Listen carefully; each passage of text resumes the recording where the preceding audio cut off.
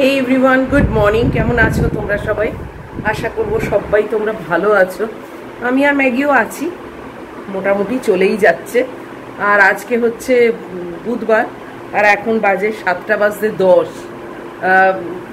ঘুম থেকে উঠে ফ্রেশ হয়েছি, বাট এমন ওয়েদার হয়ে আছে না যে কি বলবো। সেই যে ঝড় বৃষ্টি হওয়ার একটা ফোরকাস্ট ছিল, সেইটা ঝড় বৃষ্টি না হয়ে এখন শুধু বৃষ্টি হচ্ছে।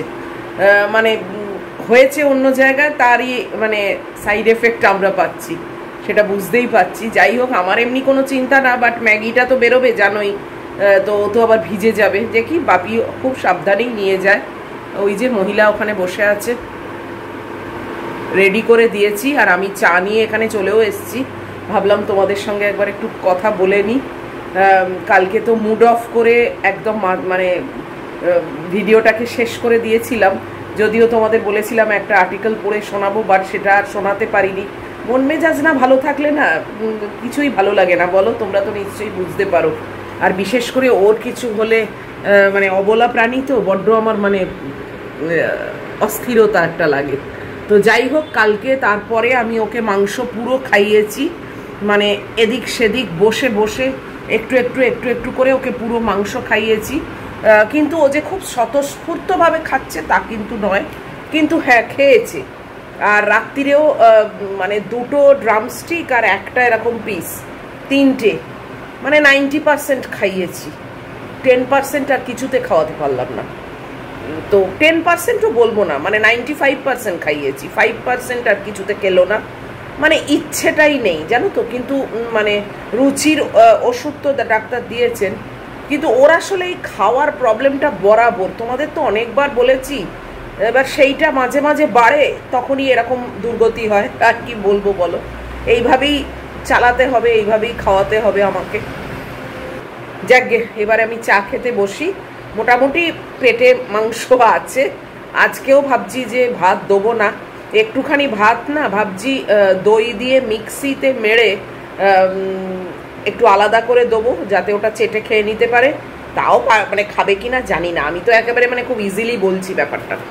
আর মাংসটা এমনি দেবো, কেননা ভাতটাও তো গেলে একটুখানি পেটে ভারবোর থাকে। দেখা যাক। আর একটু চুপচাপ হয়েছে, জানো তো, একটু চুপচাপ হয়ে গেছে। মানে সেই যে একটা উৎফুল্লতা, বাইরে দৌড়দৌড়ি করতো বা সেই জিনিসটা একটু কম দেখছি আমি। একটু বসে শুয়েই থাকছে, জানি না কেন। তবে বাইরে দরজার পেছনে চেঁচানোটা আছে, এই যা। যাকগে, চলো, অনেক কথা বলে ফেললাম। রান্নাবান্নার কথা এখন জানি না। রাত্রিরের জন্য একটা স্টু করে রাখবো, ওই একটা চিকেন দিয়ে স্টু, ভেজিটেবল দিয়ে। অনেক ভেজিটেবল কেনা আছে, সেগুলো সব নষ্ট হয়ে যাবে, জানো তো। ওই জন্যই ভাবলাম একটা স্টু করে রাখবো, সেইটাই প্ল্যান আছে। আর সকালে তো সেই থোড় একটু আছে। আর যা হোক, একটুখানি মাছ ভাজা, একটা বেগুন ভাজা খাওয়ার ইচ্ছে হয়েছে। তো এইসব তালে গোলে হয়ে যাবে আমার। চলো এখন বসি চা নিয়ে। আর আজকে একটা নতুন বিস্কিট মানে ঢাললাম। নতুন বিস্কিট মানে খালি হয়ে গেছিল, তাই। সেটা হচ্ছে এই যে নিউট্রিগ্রেন, এই দেখো, লম্বা লম্বা মতো বিস্কিটগুলো। তো চলো এখন বসি, বসে চাটা খাই। কি বাবু? হ্যাঁ, কি হয়েছে সোনু তোমার? তুমি একটুখানি খাওয়া দাওয়া নিজের থেকে ভালো করে করলেই আমি খুব খুশি থাকি, জানো তো। নাহলে না আমার একদম ভালো লাগে না। আমি তো চেষ্টা করছি সব রকম তোমার যোগান দিতে, বলো, পছন্দ মতো। তুমি একটু শুধু খেলেই হয়, ব্যাস, বুঝেছো বাবাই? একটু শুধু খেলেই আমি খুব খুশি। 7টা বাজতে এখন এই 3-4 মতো, এই দেখো। আর এই যে চা নিয়ে বসেছি, এই যে নতুন বিস্কিট। এটা আগে খেয়েছি কিনা মনে করতে পারছি না, জানো তো। এই যে নিউট্রি লেখা, নিউট্রি চয়েস, নিউট্রিগ্রেন না, আমি ভুল নাম বললাম। এই যে এখানে লেখা রয়েছে নিউট্রি চয়েস। এটা আটার বিস্কিট, মানে বার্লি টার্লি এইসব দেওয়া। দেখি কেমন খেতে। খারাপ না, ভালোই খেতে। অনেক রকমের গ্রেনস দেওয়া আছে মনে হচ্ছে, জানো। তোমরা হয়তো অনেকেই খেয়েছো, যারা খাওনি তারা কিন্তু কিনে খেতে পারো, বেশ ভালোই খেতে। অনেক দিন ধরে ক্রিম কেক আর খাচ্ছি তো আর ভাল লাগছিল না, আর ক্রিম কেক আর এমনি শেষও হয়ে গেছে, বোধহয় 2-1টা পড়ে আছে, তাই জন্য এই বিস্কিটটা ঢাললাম। ম্যাগি বেরিয়ে গেছে, বেশ অনেকক্ষণ হলো। আমারও টুকটাক কাজ হাঁটা সব হয়ে গেছে। পুরো গরমে পচতে গেছি। বৃষ্টি পড়লে হবে কি, এত গুমোট না, বাপরে বাপ। যাই হোক, আজকে তোমাদের ওটা পড়ে শোনাবো অবশ্যই। কালকে পারিনি, মুডটা এত খারাপ হয়ে গেছিল না, না খেলে কি আর ভালো লাগে বলো। আজকে নিশ্চয়ই তোমাদের পড়ে শোনাবো। যাই হোক, চলো এখন একটু হাওয়ার তলায় দাঁড়াই। এই দেখ, এত গরম হচ্ছে যে কি বলবো। এই যে ম্যাগি এসে গেছে, দেখো, একটুও ভেজেনি। ওরা খুব সাবধানে নিয়ে যায় তো, নিচে নিয়ে গেছিল, রাস্তায় নিয়ে যায়নি। 1-2 ফোঁটা লেগেছে, আদারওয়াইজ এমনি একেবারেই শুকনো আছে। আমি সব সেরে পুরো পচতে গিয়ে একটুখানি বসলাম। উফ, হাওয়া যেন গায়ে লাগছে না, জানো তো, এত গরম হচ্ছে। আর বৃষ্টি পড়লে আরো গরম বাড়ে। আর কালকে তোমরা দেখলাম কমেন্ট বক্সে অনেকে আমায় বলেছো যে ওই ওয়াশিং মেশিনের সুইচটা ইলেকট্রিশিয়ানকে দিয়ে করিয়ে নিতে। একদম ভুলে গেছি জানো, একদম ভুলে গেছি, মানে মাথাতেই ছিল না, এবং মাথাতে পরে আসেও নি। তোমাদের কমেন্ট পড়ে তারপর আমার মানে টনক নড়লো যে আরে, তখন রিয়েলাইজ করলাম যে আরে ওইটা তো করানো হয়নি। দেখো কাণ্ড। আচ্ছা, আবার যদি কিছু খারাপ টারাপ হয় তার সঙ্গে আমি করাবো। আর তোমাদের কমেন্টটা তো অবশ্যই পরে এসেছে, তখন তো সব কাজ হয়েই গেছে বলো। একদম মনে ছিল না জানো ওইটার কথা, না হলে আমি সত্যি অবশ্যই করিয়ে নিতাম। ইস, এই হচ্ছে পরিবার বলো। ঠিক মানে মানে বেশ অনেকজন, বোধহয় 3-4-5 জন আমাকে মনে করিয়েছো যে ওই ওয়াশিং মেশিনের সুইচটা করাবে না, ওটাকে করিয়ে নাও। সত্যি এই রকম মানুষজন আছে বলেই তো আমি এই কাজটা কন্টিনিউ করছি বলো, এই পরিবারটাকে আঁকড়ে ধরে আছি। না হলে না সত্যি আমি হয়তো আর এই কাজটা মানে কন্টিনিউ করতে পারতাম না। তোমরা এত ভালো, এত মানে আমাকে বোঝো, এবং আমার সঙ্গে একটা অন্যরকম টান হয়ে গেছে, মনের টান। তাই জন্যেই না আমি তোমাদেরকে আঁকড়ে ধরে আছি। যাকে এরকমভাবেই থেকো। এখন এই কুকারটাকে সারাতে পারলে বাঁচি, জানো তো। যাবো নেক্সট উইকে, মানে প্রেস্টিজের শোরুমে যাব। তোমরা এক একজন বলেছো যে যে কোনো বাসনের দোকানে নিয়ে গেলে করে দেবে, কিন্তু আমি সেটা চাই না। আমি প্রেস্টিজ থেকেই তো কিনলাম, শোরুম থেকে। ওদের ওখানে কথাও বলা হয়ে গেছে, ওদের ওখানেই যাব, ওদের ওখান থেকেই সারিয়ে নেব। তো দেখি নেক্সট উইকে, মানে একটা প্ল্যানিং হচ্ছে, বিদিশার আর আমার একসঙ্গে বেরোনোর একটা প্ল্যানিং হচ্ছে। সেটা তো তোমরা অবশ্যই থাকবে আমার সঙ্গে, সবই দেখতে পাবে। তো তখনই আমি ওইটাকে সারাবো। যাই হোক, চলো এখন একটু রেস্ট নিই। একটু মানে এই রেস্ট শুধু নেবো না, এই তোমাদের হোয়াটসঅ্যাপের উত্তরগুলো, গুড মর্নিং উইশ অলরেডি সব এসে গেছে, সেইগুলোর উত্তরগুলো দিই, তারপরে আবার আস্তে আস্তে যাবো রান্নাঘরে। আর আমার মেয়েকে দেখো, আমি রেস্ট নেবো কি, ও আদর খাওয়ার জন্যে 2 হাত তুলে শুয়ে পড়লো, দেখেছো বাবু।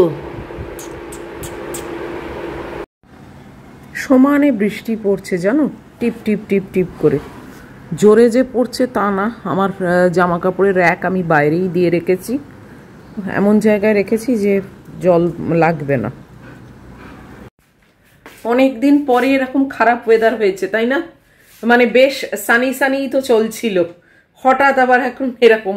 আন্ধ্রা, চেন্নাই ওইসব জায়গায় তো অনেক হয়েছে, আমাদের এখানে তারই একটু ছিটে ফোঁটা পাচ্ছি আর কি। এটা তো মেনে নিতেই হবে। যাই হোক, চলো, আমার পায়রা সন্তান এসছে এই বৃষ্টিতে, ওকে একটু দিই, আর তারপরে রান্নাঘরের কাজ আরম্ভ করি আর কি। 9টা বাজতে 10 এখন। এই যে 3টে গ্যাসে 3টে বসিয়ে দিয়েছি। এই বড় কুকারটা নিয়েই চালাতে হচ্ছে, কি করব বলো। যতক্ষণ না ওটা সারানো হচ্ছে না, ওটা তো ইউজ করা যাবে না। আর তোমরা অনেকেই আমাকে বলেছো সেফটি ভালভটা কেটে গেছে বা মানে নষ্ট হয়ে গেছে। হ্যাঁ, সত্যি ঠিকই বলেছো। প্রেস্টিজের শোরুমে ফোনে কথা হয়েছে, ওরাও বলেছে যে সেফটি ভালভটা কেটে গেছে। তো ওদের দোকানেই নিয়ে গেলে, ওদের শোরুমেতেই নিয়ে গেলে ওরা ওটা ঠিক করে দেবে।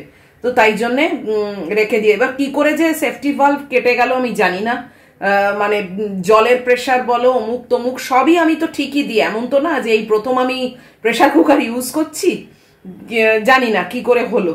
তো দেখা যাক, ওরা ঠিক করে দিলে তো ভালোই, না হলে বলবো ওটা পাল্টে দিন। এই তো নিয়ে গেছি আমি, বিলটা এখনো বার করা হয়নি, দেখি আমার বিল আছে কি, নিশ্চয়ই আছে, আমি তো ফেলে দেবো না, দেখা যাক। তো চলো, এই যে 3টে তো বসিয়ে দিয়েছি, আর এখন আমি সবজি পাতিগুলো কাটি, রাত্রিরে একটা স্টু করব বললাম তো তার জন্যে। এই দেখো অনেকটা থোড় আছে, এটা আমার তো মনে হচ্ছে আর একদিনও চলবে, এত কি খাওয়া যায় না। অনেক সবজি পাতি সব বার করেছি, পেঁপে, এখানে একটু রাঙালু আছে, ক্যাপসিকাম, বিট, এইটা বেগুন ভাজাটা এখন করব, বাঁধাকপি, বিট, টমেটো, গাজর, এদিকে শিম আছে, এদিকে বিনস আছে, অনেক সবজিপাতি বার করেছি। এটাতে ধনেপাতা আছে। এতক্ষণ ধরে সব কাটাকাটিগুলো কমপ্লিট করলাম। এই দেখো সমস্ত সবজি কেটে নিয়েছি স্টুয়ের জন্যে, আর এখানে পেঁয়াজ রসুন আছে, চিকেন আছে, এখানে মানে একদম অনেকটা ধনেপাতা আছে, আর এই মাছ ভাজাটা, আর এই মাছের ঝাল, আর এই বেগুন ভাজা, এটা সকালবেলা। জোগাড় জান্তিগুলো হয়ে গেছে, এবারে রান্না স্টার্ট করছি। প্রথমে সকালেরটা করব, মাছের ঝালটা করব, করে বেগুন ভাজা চাপিয়ে তারপরে স্টুটা করব ওই বড় যেটা বিদিশা দিয়েছে ওইটাতে।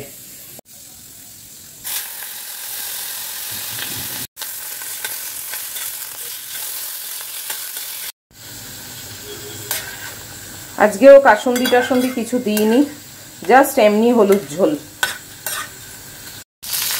মাছের ঝালটা হয়ে গেছে, বেগুনটা চাপিয়ে দিলাম, বেগুনটা এবার ওই গ্যাসে ট্রান্সফার করব।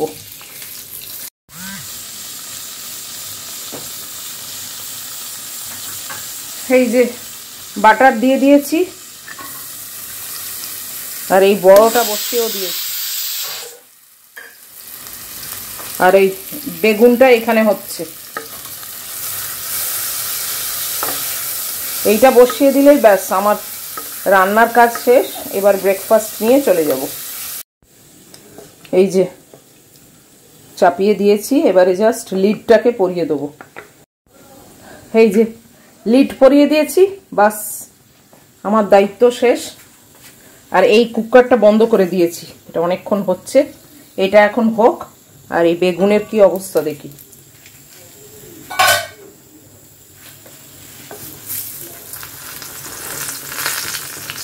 এও প্রায় হয়েছে, পুরো পচতে গেছি জানো, এত গরম।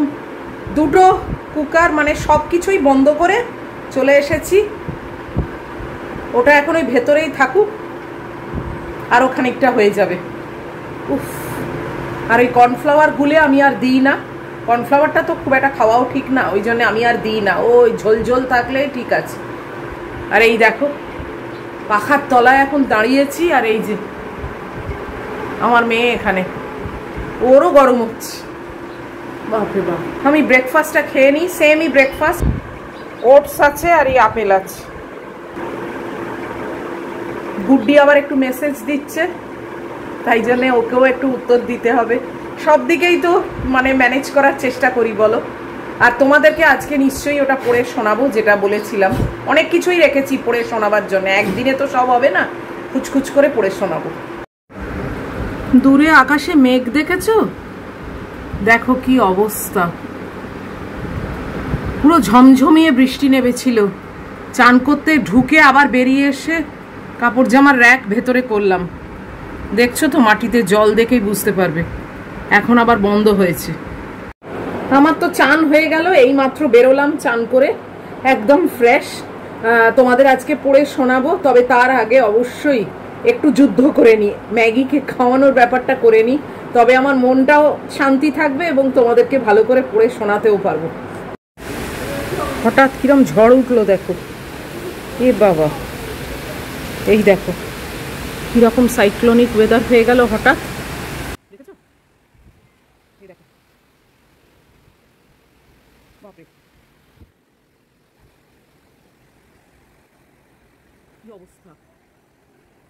আর আকাশটা দেখো পুরো ঘোলাটে, সব পাতা ছেড়ে ছেড়ে উড়ছে আকাশে, খসে খসে পড়ছে গাছ থেকে। বাপরে, মেঘ ডাকছে। বসলাম এতক্ষণে, আজকে আমার মুখে হাসি, সেটার জন্য বুঝতেই পারছো যে কেন আমি হাসছি, মানে হাসি মুখে বসেছি। ম্যাগি মাংসটা খেয়ে নিয়েছে, ওই একটুখানি পড়ে আছে মানে মাংস, আর দই ভাত না আমি একদম মিক্সিতে পেস্ট করে রেখেছিলাম, সেটা ও তো অ্যাজ ইউজুয়াল মুখে দেয়নি, কিন্তু আমি চামচে করে করে 90% ওকে খাইয়ে দিয়েছি। তো তারপরে পুরো মুখ টুক টাওয়েল দিয়ে মুছিয়ে দিয়েছি, কেননা একটু আধটু পড়েছে ওর লোমের মধ্যে, তো পুরো টাওয়েল দিয়ে মুছিয়ে টুছিয়ে আমি এখন, ও পুরো জল খেয়ে নিয়েছে এক বাটি, খেয়ে এখন এখানে বসে আছে। আমি ভাবলাম যে না, আজকে তোমাদের সঙ্গে এই আর্টিকেলটা শেয়ার করি। ও খেলে না আমি খুব নিশ্চিন্তে থাকি, খুব শান্তিতে থাকি, জানো। অনেকগুলোই আছে, তো ভাবলাম এই লাস্ট যেটা আমি সেভ করেছি সেটাই আগে পড়ে শোনাই। মাকে নিয়ে গিয়েছিলাম মোবাইলের দোকানে, বেশ কয়েকটা দামি মোবাইল সেট দেখানোর পর দোকানের ছেলেটি বলল, স্যার এই সেটটা নিতে পারেন, দারুণ ফিচার্স, ক্যামেরাটাও দারুণ, ইন্টারনাল মেমোরিও অনেক বেশি। দাম কত আছে? আপনার রেঞ্জের মধ্যেই, ওই 19,800। আমি ভালো করে দেখে নিয়ে মাকে বলি, মা এটা পছন্দ তোমার? কথাটা শুনে দোকানের ছেলেটি মুখের দিকে তাকিয়ে জিজ্ঞেস করলো, কার জন্য মোবাইল নেবেন স্যার? কেন, আমার মার জন্য?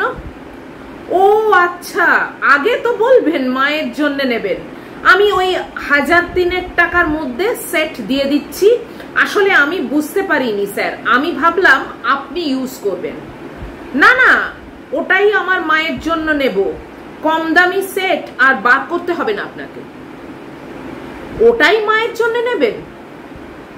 তুমি ভাবতে পারোনি নিশ্চয়ই যে আমি ওটা।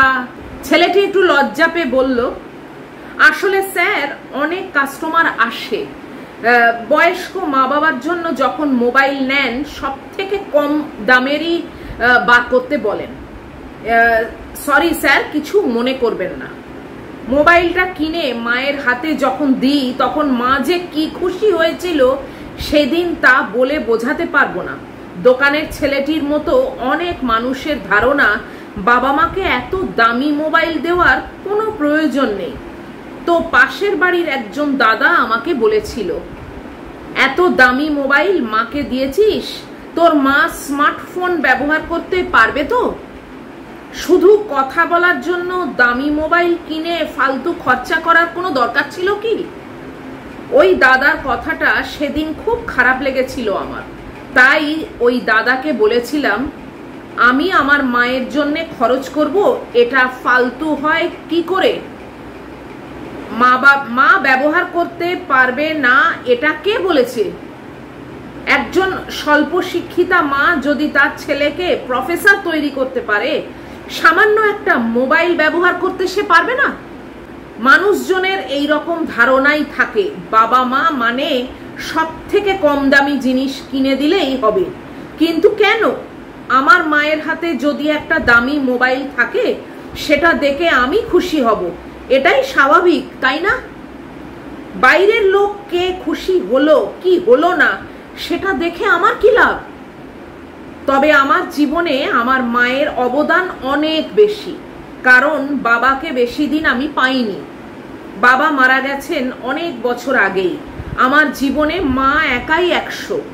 চাকরি পাওয়ার প্রথম দিন কলেজে যেদিন জয়েন করলাম সঙ্গে নিয়ে গিয়েছিলাম আমার এই মাকে। মা তো তাকিয়ে দেখছে চারিদিক, তারপর মা আমার দিকে তাকিয়ে বলল, ও এত বড় কলেজ, তুই এত বড় কলেজে পড়াবি? আমি তো ভাবতে পারছি না যে আমার ছেলে কলেজে পড়ায় আজ। কলেজে সেদিন আমার মাকে দেখে অনেককেই বলতে শুনেছিলাম, স্যারের মা। এমন কথায় তো মায়ের চোখে জল এসে গেছিল। আমি দেখেছিলাম মা আঁচল দিয়ে চোখটা মুছে নিচ্ছে। আমার চোখে চোখ পড়ে যেতেই মা বলেছিল, চোখে কি একটা পড়েছে তাই চোখ দিয়ে জল বেরিয়ে গেল। নিজেকে আড়াল করার চেষ্টা মা সব সময় করে এসেছে। আমাকে কোনো দিনই বুঝতে দেয়নি। কলেজ থেকে বেরিয়ে যখন মেন রাস্তায় এলাম তখন বারবার কলেজটাকে পেছন ফিরে তাকিয়ে দেখছিল মা। তারপর নিজের মনেই মা বলছিল, আজ যদি তোর বাবা বেঁচে থাকতো তাহলে এমন আনন্দটা তোর বাবার সাথে ভাগ করে নিতে পারতাম। মায়ের কথা শুনে সেদিন আমিও নিজেকে আর সংবরণ করতে পারিনি। চোখের কোণটা চিকচিক করে উঠেছিল। মাকে বলেছিলাম, আমার জীবনের যত সার্টিফিকেট আছে এগুলো সবই তোমার প্রাপ্য মা। তোমার শিক্ষার মূল্য লুকিয়ে আছে আমার প্রতিটা সার্টিফিকেট আর মার্কশিটের মধ্যে। ওপরে আমার নামটা থাকলেও নেপথ্যে তো তুমি। আজকে কলেজে সবাই যখন বলছিলেন উনি স্যারের মা, তখন তোমার জন্যে গর্বে বুকটা ভরে যাচ্ছিল মা। তোমার মতোই তো কত মা আছেন যারা আমার মতো স্যার তৈরি করে আমাদের সমাজকে উপহার দিয়ে চলেছেন। আমি সত্যি গর্বিত মা। এই অসম্ভব ক্ষমতা হয়তো প্রত্যেক মায়েদেরই থাকে।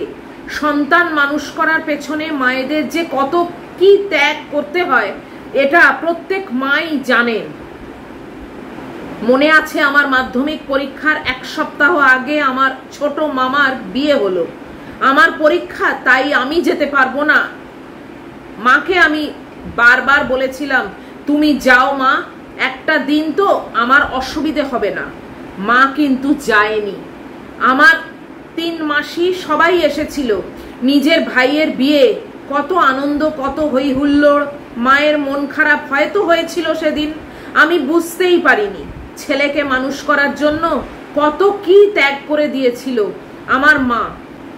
আজ হয়তো সেই দিনগুলো মাকে ফিরিয়ে দিতে পারবো না, তবে ছোটখাটো খুশি দিয়ে যদি একটুও কিছু করতে পারি তবেই আমার সার্থক। কলেজে চাকরি পাওয়ার পর প্রথম দুর্গাপুজো। তো মাকে বললাম, মা পুজোতে কি নেবে বলো। মা হেসে বলল, আমার চাওয়ার কিচ্ছু নেই রে। বেশ, আমি তোমাকে 20,000 টাকা দিচ্ছি, তুমি তোমার পছন্দ মতো যা খুশি কিনে নাও। মা একটু ভেবে বলল, শোন বাবা, একটা শূন্য কেটে যেটা হবে ওটাই আমাকে দিস, আর বাকি টাকাটা আমার আশেপাশের গরিব মানুষজনের জন্য কিনতে চাই। 20,000 টাকার 2-3টে দামি শাড়ি হয়তো কিনবো, একবার পরেই আলমারিতে পুরে দেব। তাতে লাভ কি বল?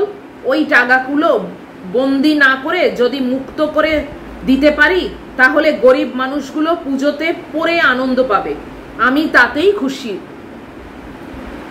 খুশিগুলোকে ভাগ করে দেওয়ার শিক্ষা মায়ের থেকেই পাই। তাই প্রতি বছর পুজোতে কিছু গরিব মানুষের জন্য কিছু টাকা বরাদ্দ থাকে। ওদের কেনাকাটা কমপ্লিট করে তবেই নিজের জন্য কিনবে মা। চাকরি পাওয়ার পর থেকে 5 বছর হলো সেই সহযোগিতা আমিও করে যাই মায়ের সাথে। বাবা মা আমাদের জন্য সারা জীবন ধরে যা করেন আমরা তার কতটুকুই বা তাদের দিতে পারি? কিছুই পারি না। নিজেদের কত স্বাদ জলাঞ্জলি দিয়ে আমাদের বড় করেন। বাবা মা যদি ওনাদের সব সেরাটুকু আমাদের দিতে পারেন তাহলে আমরাই বা কেন নিচু মানসিকতা নিয়ে সব থেকে কম দামি মোবাইলটা কিনে দেব মাকে? যেদিন স্মার্টফোনটা মায়ের হাতে দিয়েছিলাম সেদিন মা কিছুই জানতো না, তবে আজ সব পারে আমার মা। ফেসবুক, হোয়াটসঅ্যাপ, ইউটিউব, গান শোনা, ভিডিও দেখা, মুভি সবটাই মা করতে শিখে গেছে। আমি মাকে শিখিয়ে দিয়েছি সব। একটুখানি সময় যদি ওনাদের জন্য দিই তাহলে ওনারা শিখতে পারে বই কি। আমার বাড়িতে কম্পিউটার আছে, আমি মাকে বললাম তোমায় কম্পিউটারটাও শিখিয়ে দেবো। তারপর কম্পিউটার ক্লাসে মা ভর্তি হয়। 6 মাসের একটা বেসিক কোর্স করে মা নিজে কম্পিউটার চালাতে পারে এখন। শুধু কম্পিউটার নয়, শরীর চর্চার জন্যেও জিমে যায়। আমরা চেষ্টা করলেই পারি আমাদের বাবা মাকে ভালো রাখতে। সদ ইচ্ছা থাকলে কি না হয়। আমাদের ভালো রাখার জন্য বাবা মা তাদের জীবনের সবটুকু দিয়ে যদি একটা সুন্দর ভবিষ্যৎ উপহার দিতে পারে, তাহলে আমরা ছোটখাটো খুশি বাবা মাকে ফেরত দিতে পারবো না কেন? এটাই হচ্ছে গল্পটা।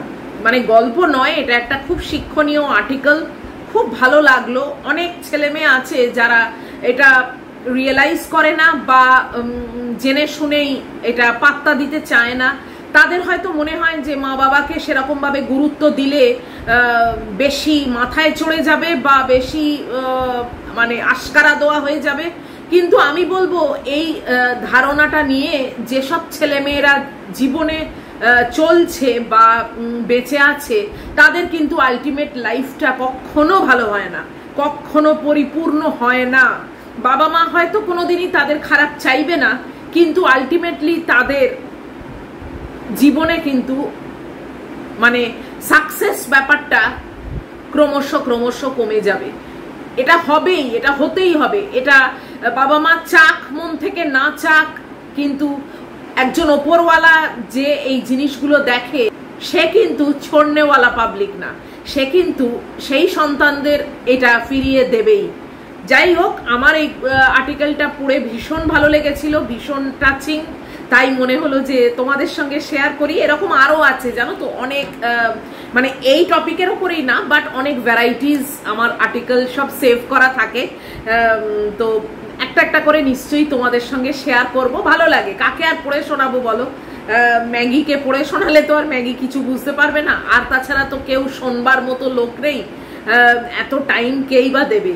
তো আমার মনে হয় একমাত্র তোমরাই আছো যারা হয়তো স্কিপ না করে শেষ অবধি যারা দেখো, তারা আমার এই গল্পটা মানে এই আর্টিকেলটা শুনবে, আর যারা স্কিপ করে দেখো তারা আবার মিস করে যাবে আর কি। যাই হোক, চলো, খুবই গরম হচ্ছে, কেননা এদিকের পাখাটা চালাইনি, ঘস ঘস করে আওয়াজ হবে বলে এই দিকের পাখাটা চালানো আছে। তো ম্যাগি পেটে আজকে একটু খাবার দাবার পড়েছে, মহিলা ঘুমিয়ে পড়েছে। তো আজকের মতো ভিডিওটা এই অবধি রাখছি। এত অবধিও যদি তোমাদের ভালো লাগে এবং এই আর্টিকেলটা তোমাদের কেমন লাগলো সেটাও জানিও। তো অবশ্যই যদি ভালো লাগে তাহলে প্লিজ লাইক, শেয়ার, কমেন্ট আর সাবস্ক্রাইব করো। দেখা হচ্ছে আবার পরের ভিডিওতে। টিল দেন তোমরা খুব ভালো থাকবে, খুব সাবধানে থাকবে। Love you all.